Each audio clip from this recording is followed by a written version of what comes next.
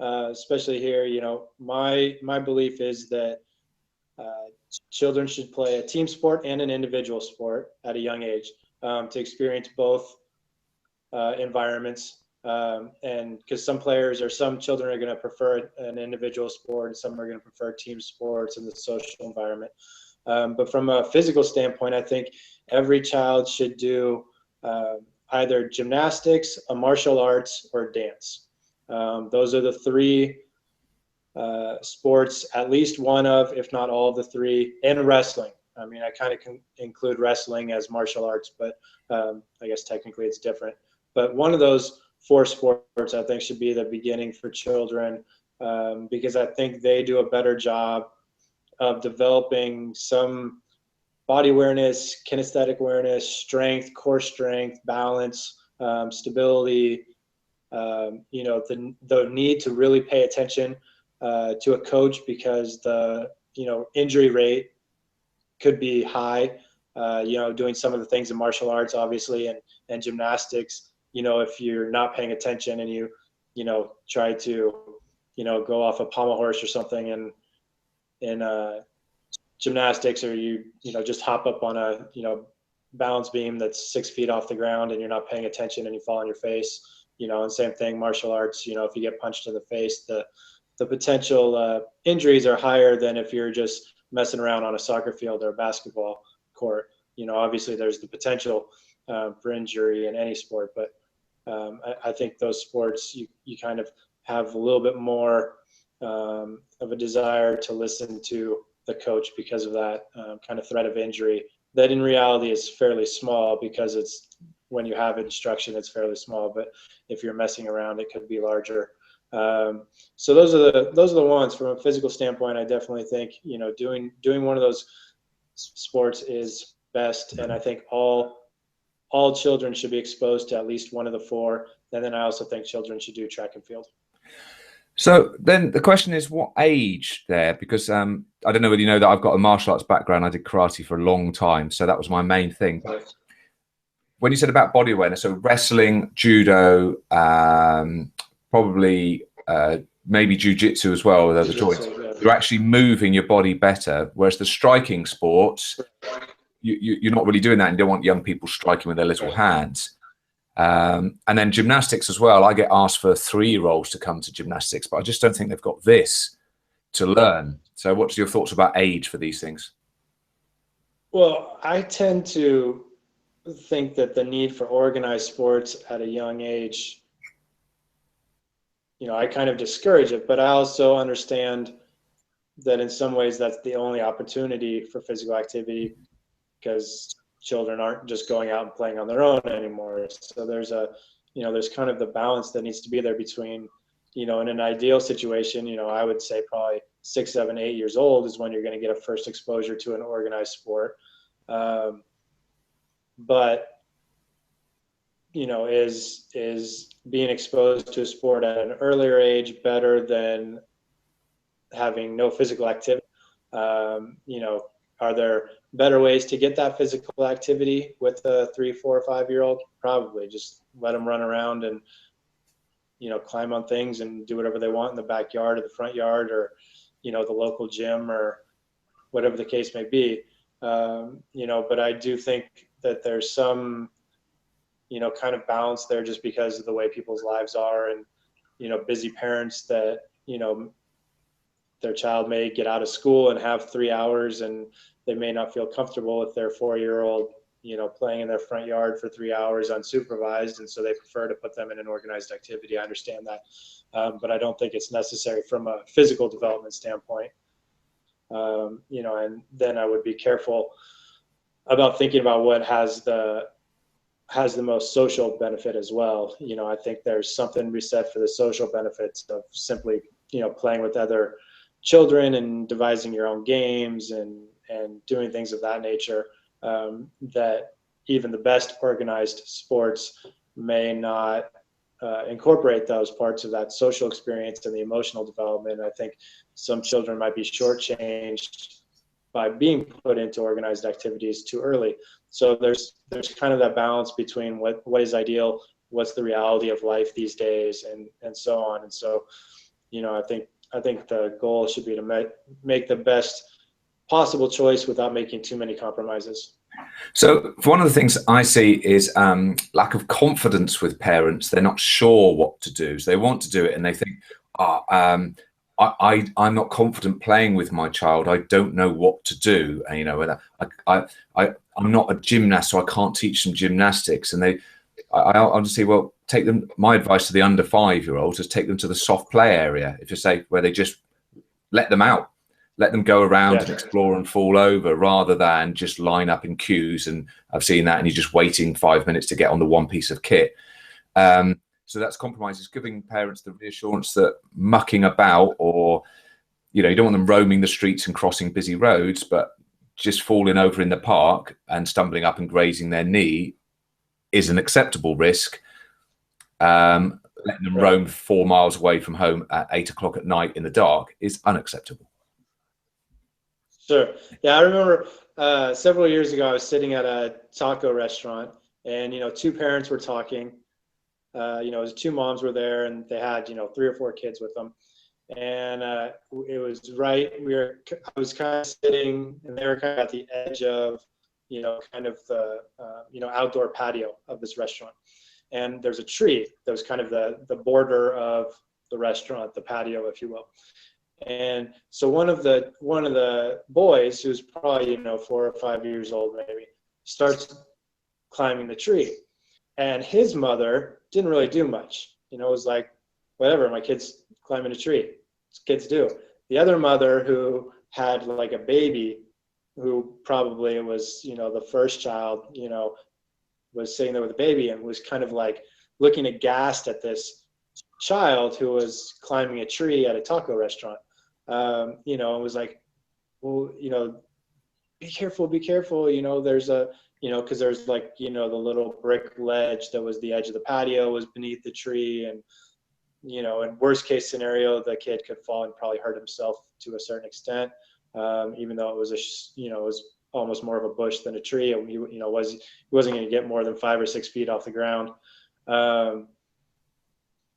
So just that reaction, I always remember that, is the difference between the reaction of the one parent who was just kind of, okay, it's a 6 foot, 7 foot tree. You're probably not going to hurt yourself too badly, whatever. It's better than you bothering me while I'm trying to talk to my friend. Just do what you got to do. And then the other mom, just kind of, oh my God, what's going on? You can't climb a tree. You're going to hurt yourself, and my poor little baby, and stuff like that. So, I think, if a boy wants to climb a tree and, jump over a log and, roll around on the grass and everything like that, I think that's where physical activity should start, and movement should start, is, that kind of normal outdoor environment, whether the parents are engaged in the activity, whether the parents are just kind of keeping an eye to make sure, nothing crazy is going on. I remember when I was probably in 1st grade or so, we used to go over and the group, I went to this one boy in my class, and we literally play fighting games. We'd kind of split up into teams and wrestle with each other, and nobody really paid attention to us. We were in a parent's front yard. It was actually my PE teacher's, front yard, and she would check on us from time to time. But we were mainly just, playing, and kids got hurt, but nobody ever got hurt too badly and stuff like that.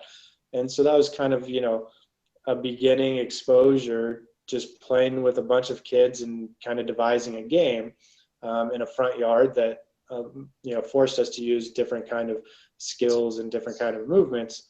I think in an ideal world, that's how children should begin their sports participation, is just simply playing, and whatever the environment affords, that child can, use it to play and create their own games and use their imagination. And if there's, 2 people, then you can wrestle, or you can play tag. If there's 3 people, then you have a bigger game of tag, or, if there's a ball there, then you can throw the ball to each other. And, if there's swings there, then you can go on the swings or the monkey bars, or, if there's a big rock, you can climb up, little little, boulder type rock and climb up it and jump off it and stuff like that. It's the thing that I think is funny about plyometrics, is, everybody says, children can't do plyometrics because they're not strong enough.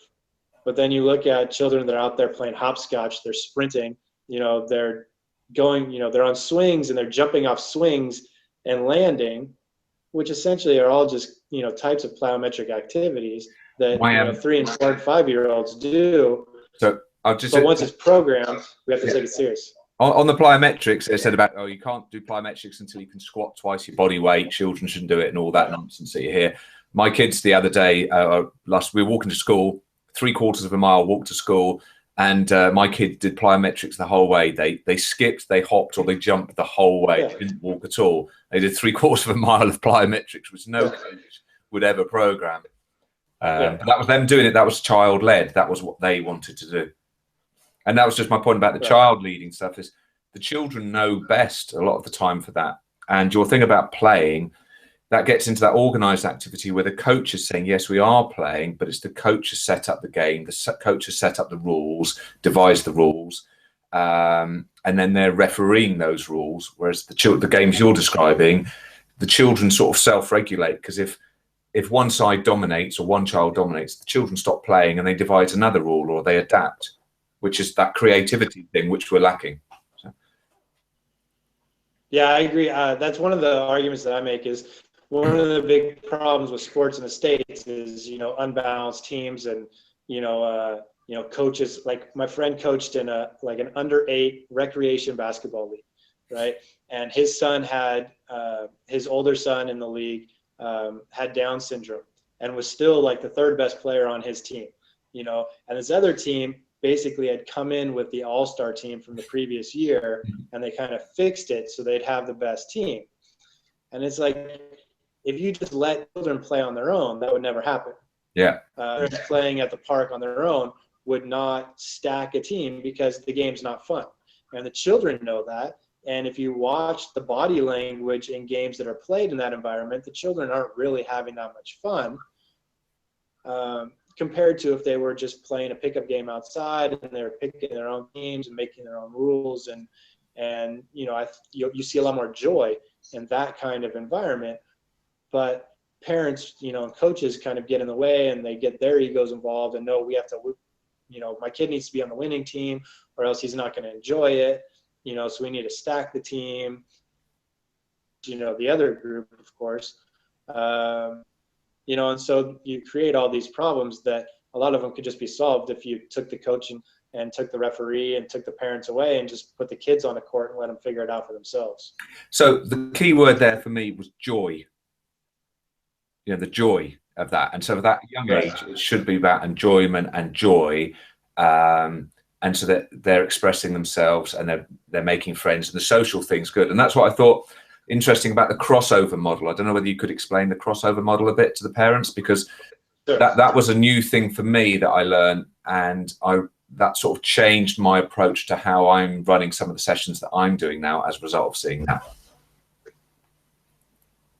Okay, so the crossover model was kind of my take on long-term athlete development. And instead of looking at it from a physiological standpoint, which is how most models are based, I took more of a psychological approach.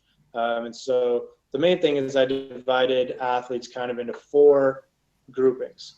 So recreational athletes, developmental athletes, competitive athletes, and elite athletes.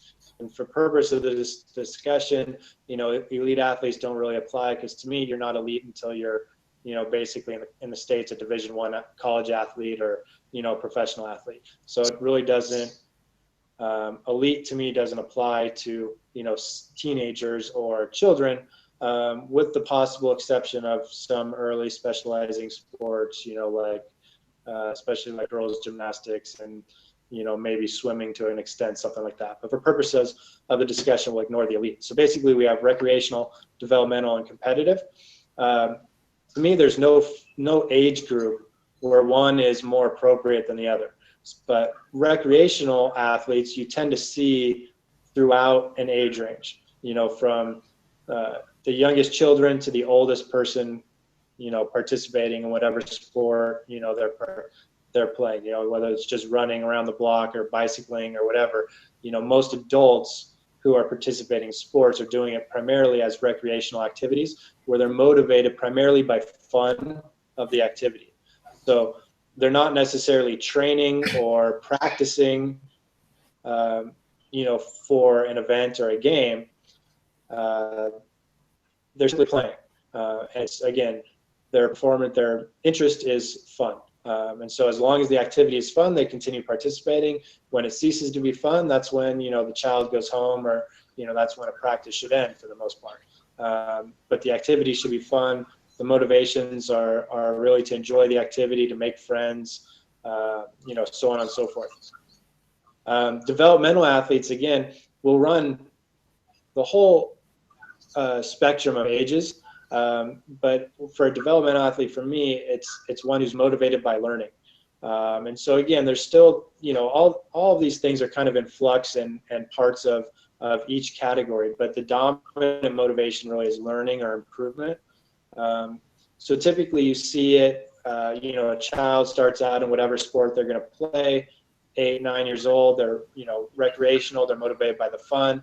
And then they start to see that they want to play the sport, and they want to get better at it because, around 8, 9, 10 years old, it's not enough just to play.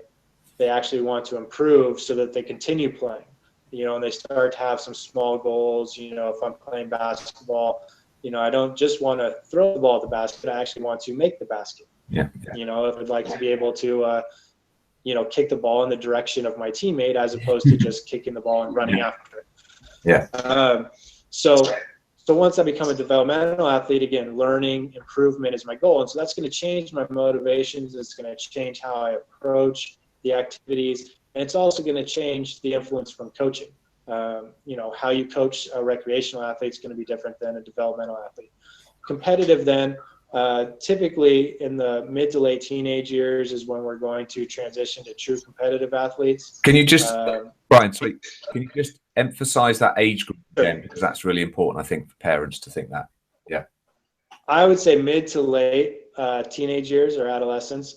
I think that there is the assumption that it needs to occur earlier. I think with some children it does happen naturally at an earlier age. But I think the emphasis to me should be to be retaining players in the developmental age as long as possible. So a competitive athlete is one who's motivated by the competition and the performance and the game winning, potentially making a career of the sport, whether that's, going on and playing in college in the States or, making an academy or a professional team or, whatever it is, depending on the sport and, abroad. But so again, the motivations that are different, between where you're primarily motivated by learning versus where you're primarily motivated by winning and advancement. So in a competitive environment, your training activities are based more on, performance in the immediate. So, winning that game. Whereas, a developmental athlete, your practice time, you're using that. Games are used more to measure how much you're improving. Whereas in a competitive athlete, you're really looking at games as, winning the game and trying to be the better team or the better player and so on and so forth. And so that's where the kind of the motivation. So, I'm not one that says that games, for children shouldn't be competitive and, we shouldn't keep score or anything like that. To me, learning to be competitive is part of learning to develop as an athlete and as a person. But it's just kind of the dominant motivation. So again, the dominant motivation with a developmental athlete is more towards learning and improvement and using those games more as tests to see, well, how much am I improving? Am I getting better in my skills? How am I competing against better players as the season goes along? Is my team improving as much as another team? And so forth like that. Are my players better? If the season starts in September, are my players better in November than they were in September? Or are they basically the same? So that's how I'm using games and competition. And it's not to see who the best is or rank players or anything like that. So let me just clarify that then, Brian. You can be a developmental athlete or sports person playing competitive games, and that's different from being a competitive athlete where you're really trying to win and beat people. Am I correct? Correct. Yeah. Okay. Yes. Now, the problem I see is that you get and this takes time. It's not good or bad. You don't want to label these people as good or bad, but it takes people a transition time, doesn't it, to get there? And you could be a recreational person all your life, but we want those people involved. And you could be a developmental person that the challenge is me. My motivation is me. Or you could become a competitive person, but that's going to take time. What happens if you get the competitive parent or coach trying to make their recreational developmental child competitive too early? The vicarious competitive parent or adult. Right. Well, I will give you an example I saw last week in soccer. Is it was definitely a competitive game. It was I believe it was under 16. It was a quarterfinal in a national tournament. Went to kicks from the mark, and the parents were screaming on the sideline, trying to tell the girls what to do. And finally, one of the girls turned towards her parents and told parents to shut up, because the parents much more seriously and much more competitively than the girls, even though the girls definitely wanted to win, knew something was at stake, knew it was important, knew that there were college coaches watching them play, all of these things, but still the parents were way more involved, in the outcome of the game than even the players. So that's just kind of one of the, so that's an example of things that I see happening. But I think,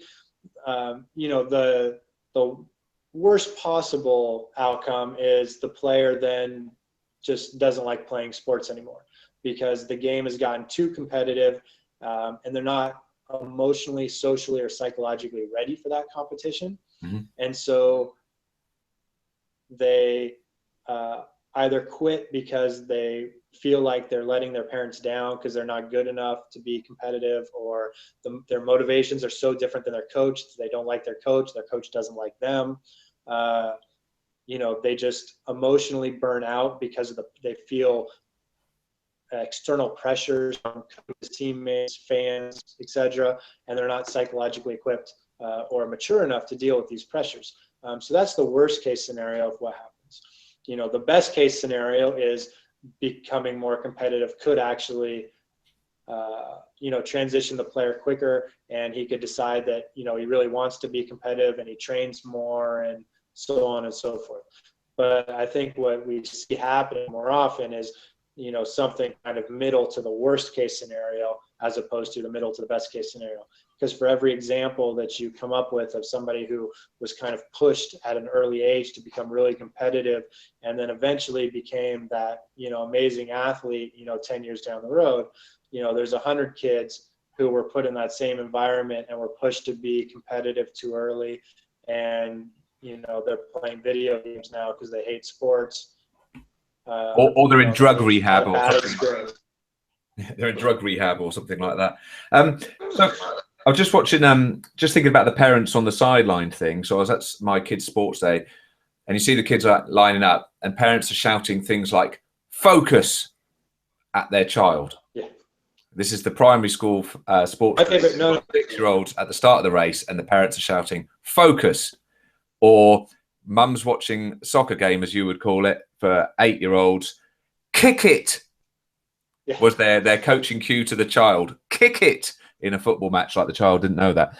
So have you got any parents? It's one of those things where parents are well-meaning and they're trying to do it, but they're actually stopping the child from succeeding. Have you got any advice to parents on sidelines apart from being quiet? Sure. Well, the first one is in the same game, late in the second half, right after the one team had scored, the dad, big, 6'4" dad on the sideline, videotaping, 2 feet off the sideline, is screamed and like 3 instructions in a row at his daughter, do this, do this, do this, and then screamed with this aggressive, you know, huge guy, aggressive, relax. And I just,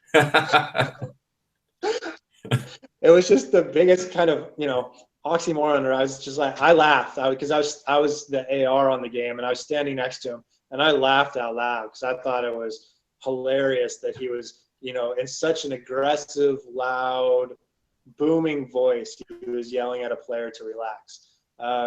So anyway, yeah, I think, you know, the best thing for parents to do is, you know, clap appropriately, cheer, but the less said, the better.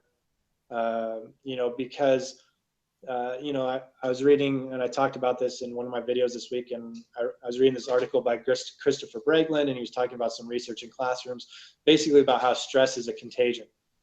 And so if in a classroom, if one student's stressed, it starts to build. And, you know, if I'm worried about a test, you know, and I start freaking out about a test, and I start talking about how I'm freaking out about a test, now you're going to start freaking out about the test. And so on and so forth, and then it grows out. And I think the same thing happens in sports, you know, and I think you can even see it up into the professional levels to an extent too, but especially with children, you know, when you have those parents like that yelling on the sideline and screaming and, you know, bringing a lot of nervous energy to a game, and you have children who aren't experts, you know, who are learning the game, still developing, even the best ones at any age group are still learning. You know, they feel the pressure already, especially in this case. Like I said, it was a quarterfinal of a national tournament. The winner got to go back east and play on the, you know, the all-star weekend of the women's professional soccer tournament. So it was a big deal. And so they feel pressure already.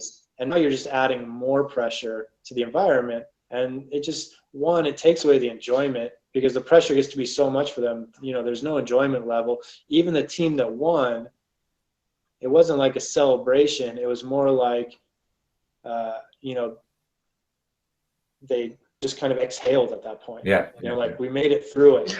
It wasn't like, whoa, yay, we get to, you know, keep playing. Our season goes on. This is the best thing ever. It was like, whew, we made it. I guess, all right.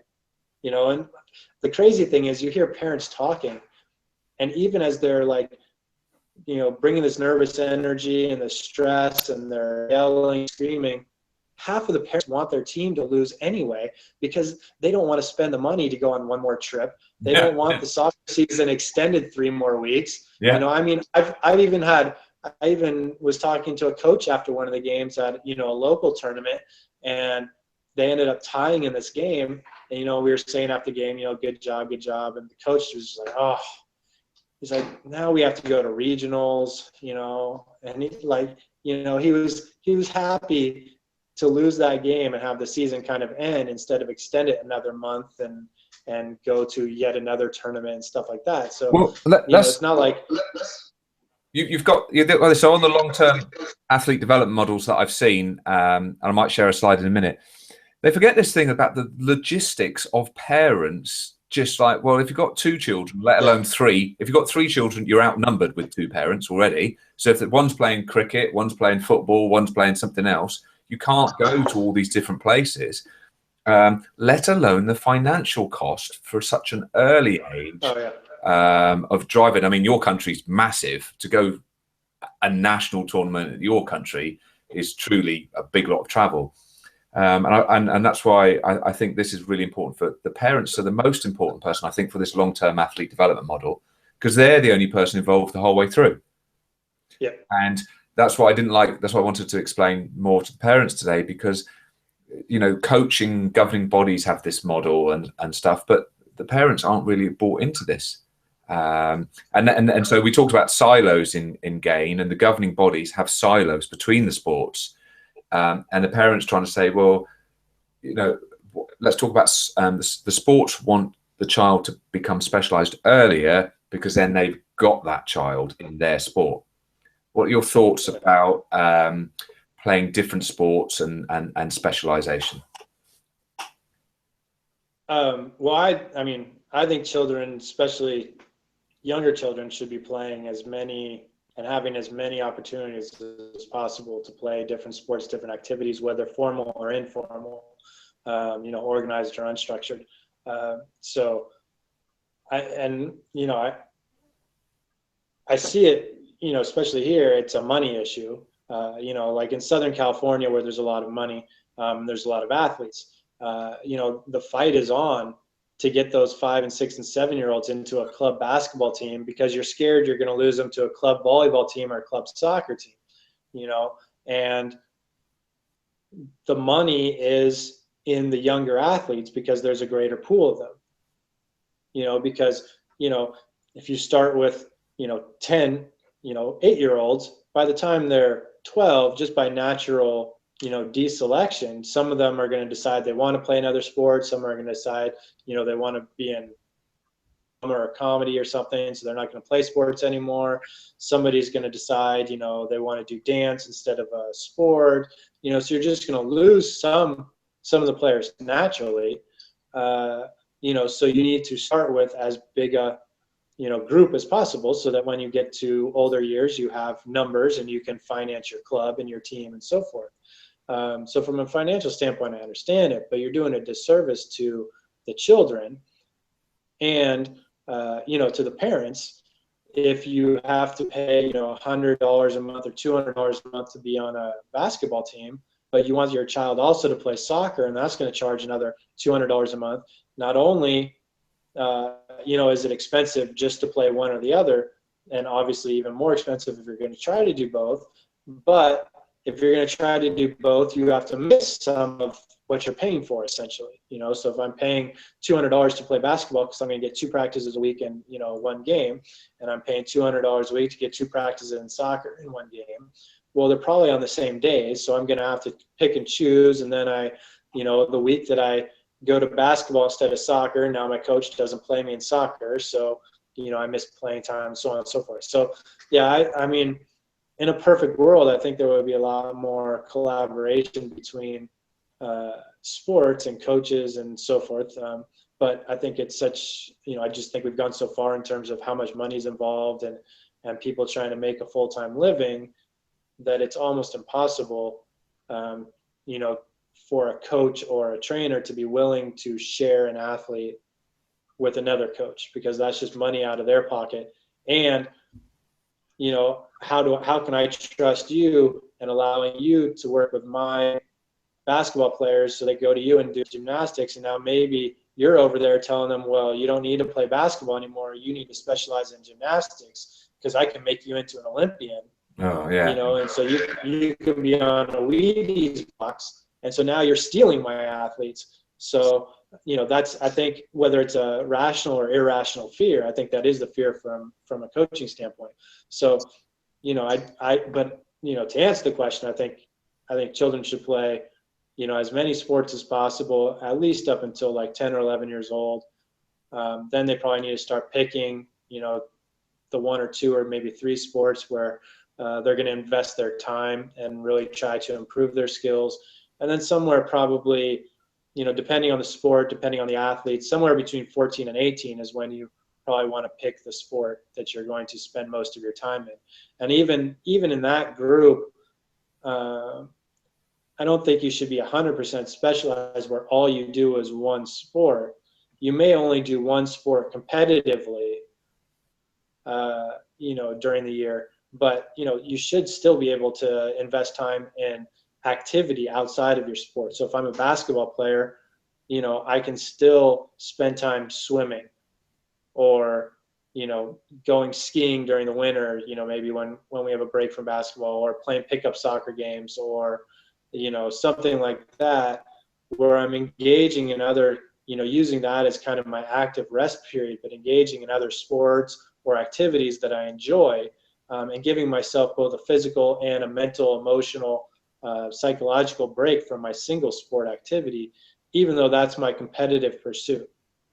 So I'm just thinking there about the pickup games, which is important as well. Like, I think giving those kids, it doesn't have to be organized. So for example, you could pay the, what was it, $100 a month or $200 a month to be the basketball. But if you could facilitate your child to play pickup soccer games with their older brothers and sisters or some other people in the park, or that's why I think basketball is a great sport. I know Brian's a basketball coach, so I'm not. And because you can play 2 versus 2 or 1 versus 1 basketball. Soccer is a bit harder, but you can play 3 versus 3, and you can play different age groups. So Brian and I can play football against each other with a couple of mates in the park, and that's still part of learning, just because there's not a coach and we haven't got the uniforms and the goals and the marked out pitches. So what's your thought on pickup games and incorporating that, Brian? Well, I think that's where a lot of learning happens. I hung out with 2 basketball coaches yesterday, and we were talking about this, and one of the problems that I see in the way that the game today is, when I was growing up, most of my learning occurred, in pickup games or playing in my front yard, stuff like that. So I started playing basketball when I was in 1st grade, but I didn't join a team until I was in 5th grade. So from 1st to 4th grade, I was playing at recess at school, at lunch at school, after school, playing in my front yard, playing with my neighbor, playing with my neighbor's dad, doing all these things. And that's where I was learning most of my skills and learning the game and so forth. And so then when I came in and joined a team, because most of my friends had done the exact same thing as I had, I think coaching, instead of expanding what we knew, most of the coaching then narrowed what we did into certain things that enabled us to win games. And so today, I think you have children who don't grow up in these pickup environments and playing on their own. So they come to a sport at a younger age with less experience in the game, and the coaches still are narrowing what they do. So when I joined, I had this big, experience, and I could do a lot of different things because I had 4 years of experience and on my own, and my coach narrowed it down, and I still had a pretty big, circle of things that I could do. Whereas now kids come to the game and they have a very narrow abilities and windows and, skills and so forth. And then the coaches narrow them even more. And so they're not as good, and they lack a lot of just basic skills. We were talking about, 5th and 6th graders just being able to catch the ball and track a ball in space. Yeah. Because kids are so specialized that when I was young, baseball, so if nothing else, I really learned how to track the ball in space, and that helped me when then I played basketball. But now you get, and I especially see it with the soccer players when I ref, and you see 14, 15, 16-year-old kids, the ball's coming to them and they think they're going to head it, but the ball goes, 8 feet behind them, and their tracking is that far off. Yeah. Just miss the header, like they're nowhere near it. Yeah. And it's just being able to track the ball in space. And to me, it's because all they've ever done is play soccer. They've never really done any hand-eye sports, and so they're just not as good at it. And even we see it with basketball players. That basketball players today that haven't played football or baseball or something where there's a lot more, consistent throwing and catching. They're just not as good at catching the ball. And I don't think it's because their hands are broken. I think it's because their visual system isn't as developed or refined as it would be if they had played, whether they played it formally or informally, they had played a lot more baseball, or, in your case, cricket, or, handball, or American football or rugby, things where they're doing a lot more, passing and catching of the ball. So 2 things on that. One, my son did football practice at his primary school on Monday. I said, "Oh, what did you do, Jack?" He said, "We were in a big queue, Daddy." So he was in a queue of 6 people sitting down, and then it was when their turn for the football practice, they did some football footwork without, guess what, a football involved, and then they went to the back of the queue and sat down. God knows what that looked like.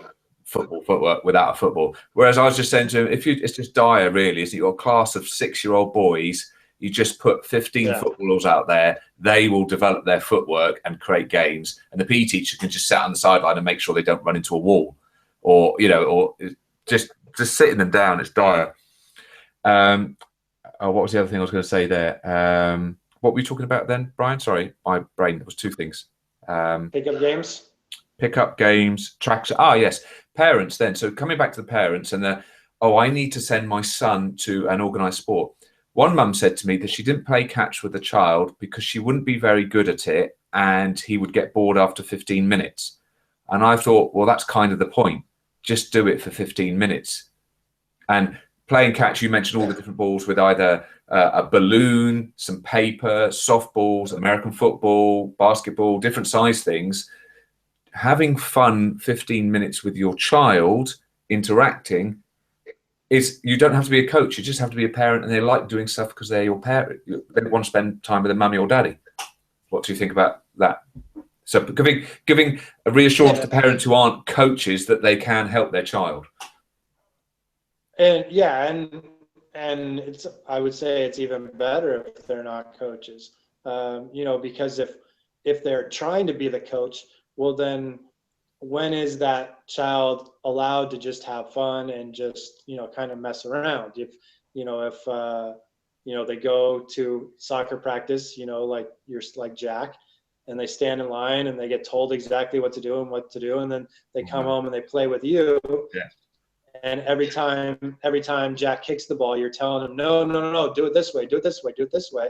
Well, he's just not ever going to like it, you know. Whereas if the parent has no clue what to do, you know, even to the point of, well, let the child teach you, help you improve, you know, and that'll help their learning. You know, if Jack knows how to go than you do, and he can show you something, one, it's going to build his confidence.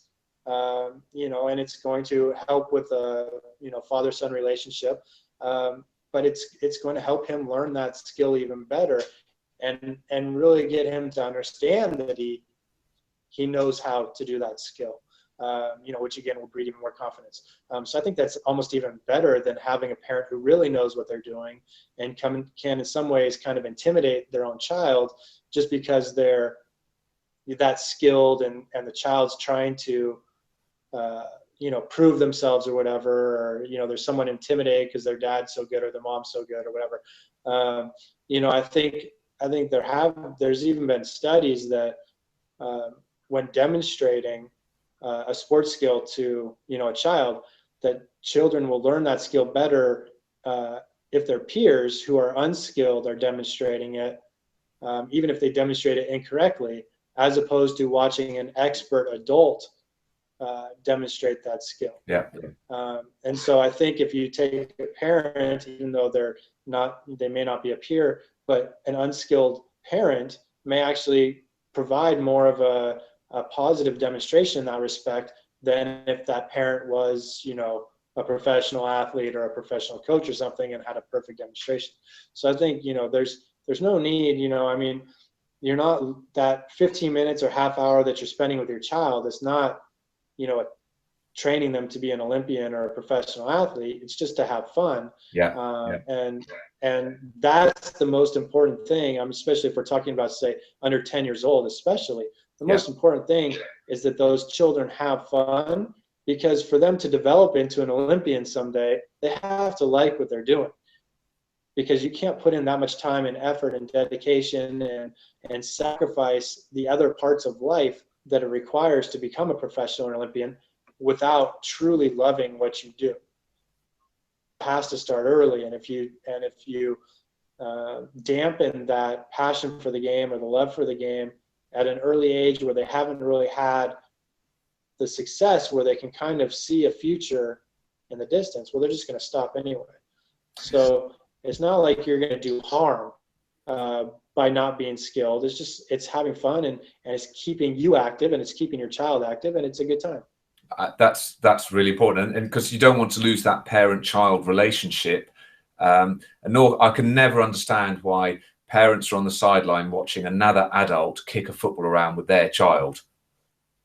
It's just, you know, it's not organised, especially at that young age. Brian, we're going to wrap it up now, I think, because we've been talking for quite a long time. So what time is it over there in the States, in Sacramento now? It's probably about 11 p.m. 11 p.m. And so here we're just kicking the day off. It's 7 a.m. here. So 8 hours, was that 8 hours? Yeah. Oh yeah, 8 hours time difference. So thanks again for giving up your time. if again, I'll give you a plug for your book. Here's one of Brian's book. You check out his author page. It's Brian McCormick. If parents, if you've got any other questions or answers, we'll send them in, and we might do a follow-up. But Brian, have you got a final thought? No, just thanks a lot. Always great to talk to you, James, and hopefully Jack has a better soccer practice next time. Maybe you can talk some senses into the coaches and actually have them play a little bit, you know, put a soccer ball out there. Yeah, I know. You'd think so, wouldn't you? Okay, we're signing off, and thanks again, Brian. Thank you. All right, take it easy. Bye-bye.